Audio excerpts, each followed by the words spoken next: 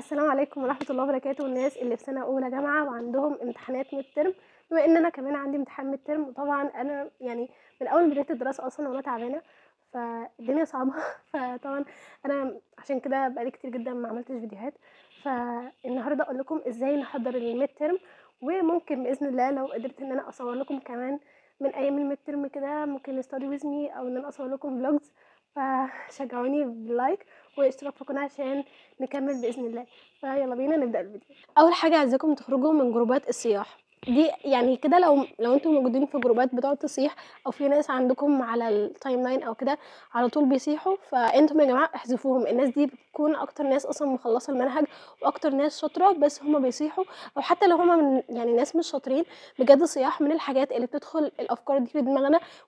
او الناس اصلا اللي بيدخل الصياح في دماغهم هم الناس اللي بيصيحوا. فبالتالي بجد يعني ابعدوا عن الناس اللي بتصيح والناس اللي بتقعد تقول ان هي مش عارفه تذاكر.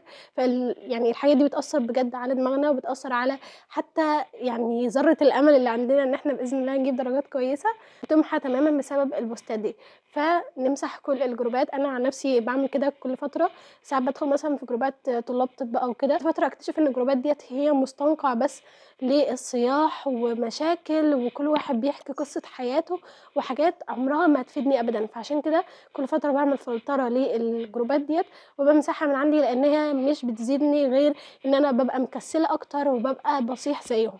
فعشان كده دي اول خطوه لازم تعملوها. تاني خطوه ان انتوا تحطوا تارجت للسنه كلها طبعا، وتارجت للميدترم او الامتحانات اللي انتوا داخلينها حاليا. فلازم بجد يكون في تارجت للفتره الحاليه انتوا عايزين تطلعوا من الامتحانات دي بايه.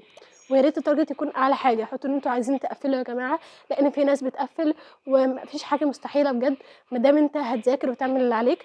ولو انت برضو حتى عايز تنجح بس مش عايز تجيب درجات عاليه، برضو حط تارجت كبير، علشان غالبا احنا بنجيب اقل شويه من التارجت اللي احنا بنحطه بتاعنا. حطيت ان انا في كل ماده عايزه اجيب كام من كام، عايزه باذن الله اراجعها كويس وكده. لازم يكون في مصدر للحل. انت لازم انت عارف ان انت هتذاكر، يبقى في مصدر للحل. احنا عندنا في طنطا انا بشتري مصادر حل زي ميدوسس، بتبقى جميله جدا ومنظمه. طبعا في مصادر حل طبعا على البوت، او زمايلنا بيبعتوها لنا برده، بتبقى حلوه جدا جدا يعني على التليجرام. ففي مصادر حل على التليجرام، في مصادر حل في ايدك في ورق من خلال المكاتب اللي قدام الكليه. بالنسبه للكليات التانية انا ما اعرفش، ولكن انت ممكن تعمل برده بنفسك مصدر حل ليك من خلال شات جي بي تي. كنت حطيت اللينك في الفيديو اللي قبل ده. تالت حاجه، مادام الجدول نزل فانا لازم اشوف ايه الماده اللي قدامها يوم او اقل من يوم. احنا عندنا في مواد بيقدمها نص يوم، فبالتالي لازم المواد اللي قدامها وقت قليل ديت هي اللي تبدا ان انت تكون مخلصها من دلوقتي، او على الاقل في شابتر مثلا بس اللي باقي منها تكون مخلص معظم الماده ديت، علشان ما تبقاش مزنوق فيها. انا بكتبه قدامي علشان والله يا جماعه في ناس، احنا عندنا المواعيد بتبقى متغيره كل يوم عن التاني. في ناس والله ساعات بيفوتها المواعيد بسبب ان هي مش بتبقى قارئه الجدول بتاع الامتحانات، بتبقى مفكره ان المواعيد كلها زي بعضها او بتتلخبط في المواعيد. فبالتالي انك تنقل الجدول قدامك بالمواعيد كلها قدامك، ده بيخلي الدنيا منظمه عندك اكتر وما تتاخرش عن ميعاد الامتحان. فدي حاجه مهمه جدا، وان انت تكون عارف كل ماده عندك في يوم ايه. عارفه ان معظمنا اصلا بنبقى داخلين على الميد ترم مش مظبطين الاسابيع اصلا اللي داخله في الميد ترم، يعني كاننا بنبدا من الصفر بمعنى صح. فاعرف هل انت بادئ من الصفر ان انت لسه هتبدا مذاكره، ولا هتبدا تسمع شرح اصلا للمواد اللي انت سمعتها. لو انت مقرر تسمع شرح للمره التانية بلاش، هتاخد وقت، مش هتستفاد كويس. تاني حاجه او تالت حاجه، مش هتلحق ان انت تخلص كل حاجه. فلو انت سامع شرح المحاضرات اصلا سواء من الكليه او من غيرها، لو انت سامع شرح محاضرات قبل كده، حتى لو انت نسيت الشرح ده، ابدا ذاكر ابدا ذاكر على طول علشان تلحق تخلص. وحتى لو مثلا في مواد او في شباتر معينه انت مش فاهمها، هي دي بس اللي هتسمع لها الشرح. لكن ما نقعدش نسمع الشرح تاني من الاول ونقول ان احنا هنبدا مذاكره بقى على نضيف من الاول خالص، وتلاقي نفسك الوقت قفز عليك ومش لاقي ان انت تخلص كل اللي عليك. فلو انت سمعت شرح قبل كده ابدا مذاكره على طول. ما سمعتش الشرح خلاص، انا هشوف ايه هي افضل مصدر اللي هفهم منه على طول، وفي نفس الوقت يكون الوقت بتاعه قليل. ده من خلال الناس الاكبر مني تسمع في يوم كامل الماده دي، اليوم التاني يبقى مذاكرتها. تمام. انا من الناس اللي كنت بحب اسمع كله وبعد كده اذاكر كله. في ناس بتحب تسمع محاضره وتذاكرها، تسمع محاضره وتذاكرها، كل واحد على حسب الحاجه اللي بيرتاح فيها. والله يا جماعه في تركه، اقسم بالله العظيم ان انا حسيت ببركه في الوقت، ولقيت نفسي مخلصه كميه انا عمري ما كنت اتوقع ان اخلصها في يوم. بعد كل مثلا نص ساعه او ساعه مذاكره اقرا صفحه من القران، صفحه وش وظهر. حرفيًا والله العظيم خلّصت 9 صفحات، وفي نفس الوقت أنا خلّصت كمية ما كنتش متخيلة إن أنا أخلّصها، وسبحان الله المادة اللي أنا كنت باعيط منها لقيتها اتسهلت معايا، ولقيت نفسي إن أنا بدأت أصلًا يعني، لإن البداية بتبقى صعبة جدًا. فبجد ابدأوا إن أنتم تذاكروا بنظام إن أنت تذاكر ساعة، تقرأ صفحة قرآن، وتقوم كده تتمشى شوية عشان رجلك ما توجعش من كتر القعدة، وبعد كده تذاكر الساعة التانية وهكذا. فدي حاجة بجد من الحاجات التحفة، خلّت في بركة في الوقت، وما تنسوش الأدعية بتاعة المذاكرة مهمة جدًا، جدًا. معلش لو صوتي مش أحسن حاجة، بس بجد الإنسان يعني تعبان جدًا. رابع حاجة بقى إن إحنا بنبدأ بالشباتر اللي إحنا مش مذاكرينها كويس، أو اللي إحنا ما فتحناهاش خالص، ولو أنا مش فاتح كله هابدأ بالشباتر الكبيرة، والشباتر اللي هو معروف إن الدكاترة يعني بيجيبوا منها الامتحانات.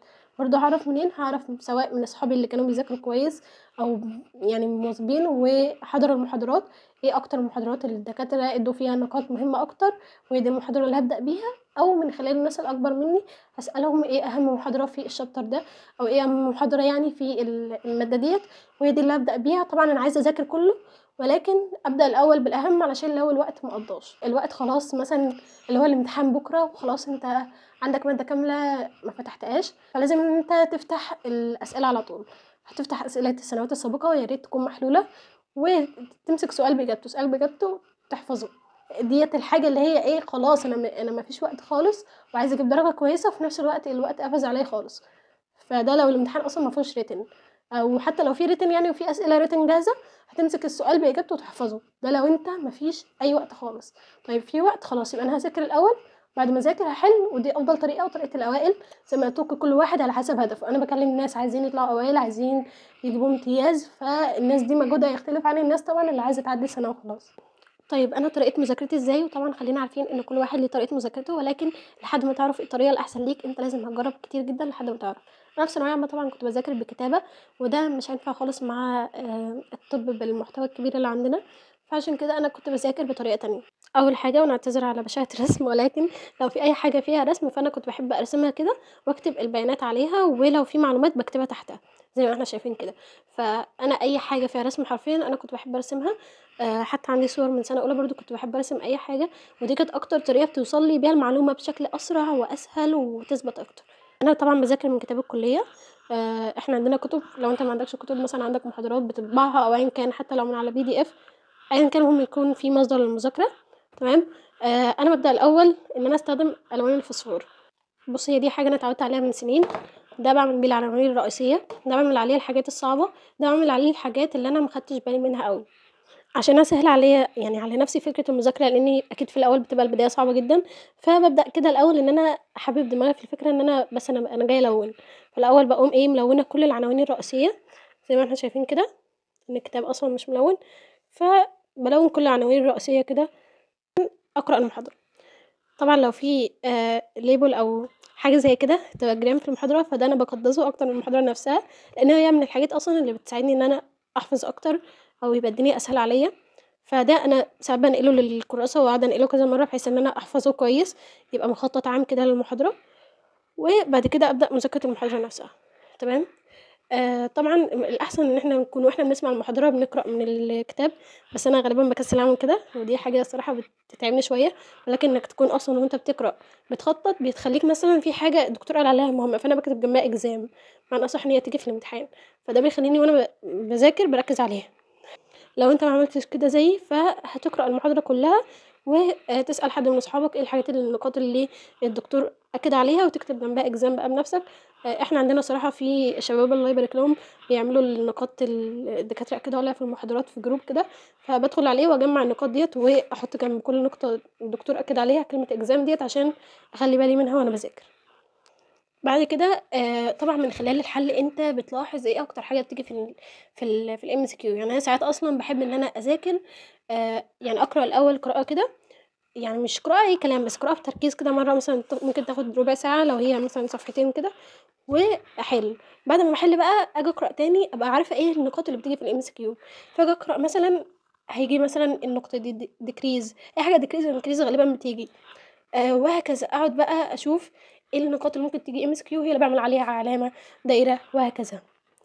آخر حاجة باعملها وبجد حسيت بفرق فيها يعني بسبب في السنة اللي فاتت، وهي إن أنا بعد ما أخلّص مذاكرة المحاضرة كلّها، أو بعد ما أخلّص مذاكرة المادة كلّها، امشي على كل صفحه واكتب اهم النقاط في الصفحه ديت، واكتب ايه اكتر حاجات انا بنساها في الصفحه دي. قلت لكم كل ماده ليها نظام معين، يعني مثلا الفورمه ديت من اهم الحاجات فيها التسكيمات للادويه، وبرده ان احنا بيبقى في مثلا اتريس افكت شائعه لكل الادويه، بس بيبقى في حاجات مميزه لدواء عن الدواء التاني، ايه الحاجات المميزه دي اللي بنحفظها اكتر، وهكذا. يعني كل ماده بيبقى ليها تريكات معينه في المذاكره، واهم حاجه ان انا احل على المحاضره اللي انا ذاكرتها.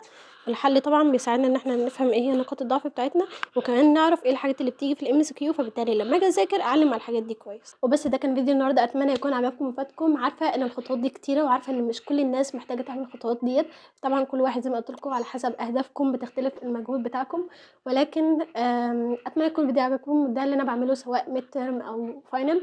وبس لو انتوا عندكم برضو اي معلومات او اي نصايح حابين تفيدوا بها غيركم، سيبوها في الكومنتات، وصلوا على رسول الله عليه افضل الصلاه والسلام في الكومنتات. ما تنسوش تعملوا لايك للفيديو ده واشتراك في القناه عشان نوصل ل 10,000 مشترك على اخر السنه. وهي بس، مع السلامه.